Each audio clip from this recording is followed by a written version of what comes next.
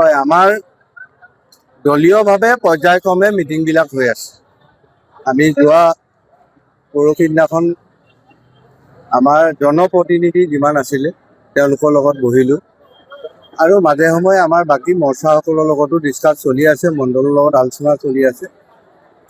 আজি আমাৰ শিৱসাগৰ সমষ্টিত যি 278টা বুথ আছে, বুথৰ সভাপতিৰ লগত আমাৰ আজি আলোচনা হ'ল আৰু ইতিমধ্যে আমাৰ প্ৰত্যেকটো পৰ্যায়ৰ দলৰ সতীৰ্থই নিৰ্বাচন খেলাৰ কাৰণে ইতিমধ্যে পূৰ্ণ প্ৰস্তুতি হৈছে আৰু আমি এতিয়ালৈকে হয়তো দলীয় টিকেটটো আমাৰ হাতলৈকে অহা নাই।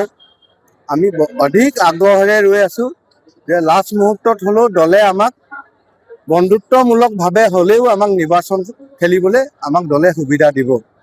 ইতিমধ্যে আপোনালোকৰ মাধ্যমেৰেও আমি কথাবিলাক গম পাইছোঁ যে দলে এইটো এটা চেষ্টা অব্যাহত ৰাখিছে যে আমাক শেষত হ'লেও মানে শিৱসাগৰ সমষ্টিত ভাৰতীয় জনতা পাৰ্টীয়ে প্ৰাৰ্থিত্ব লাভ কৰিব। গতিকে পূৰ্ণ আশাৰে আমি ইতিমধ্যে সম্পূৰ্ণ প্ৰস্তুত হৈছোঁ যে আমি নিৰ্বাচনটো খেলিম। যদিহে কোনো ঘোষণা নকৰে, যিহেতু মাজত মাত্ৰ এটা দিন সোমবাৰে মনোনয়ন দাখিলৰ অন্তিম দিন, গতিকে তেতিয়া আপোনালোকে নিৰ্দলীয় হিচাপে আগবাঢ়িবলৈ চেষ্টা কৰিব। আমি লাষ্ট ছিগনেলটোলৈকে বাট চাম। মুখ্যমন্ত্ৰী ডাঙৰীয়াৰ লগত আমি আলোচনা কৰিম। যদি মুখ্যমন্ত্ৰী ডাঙৰীয়াই কিবা গ্ৰীণ ছিগনেল বা ৰাজ্যিক সভাপতি ডাঙৰীয়াই কিবা গ্ৰীণ ছিগনেল দিয়ে, তেতিয়াহ'লে আমি নিৰ্দলীয় হয়তো খেলিব পাৰোঁ। এতিয়ালৈকে কিমান আশাবাদী, এতিয়ালৈকে কি পাইছে?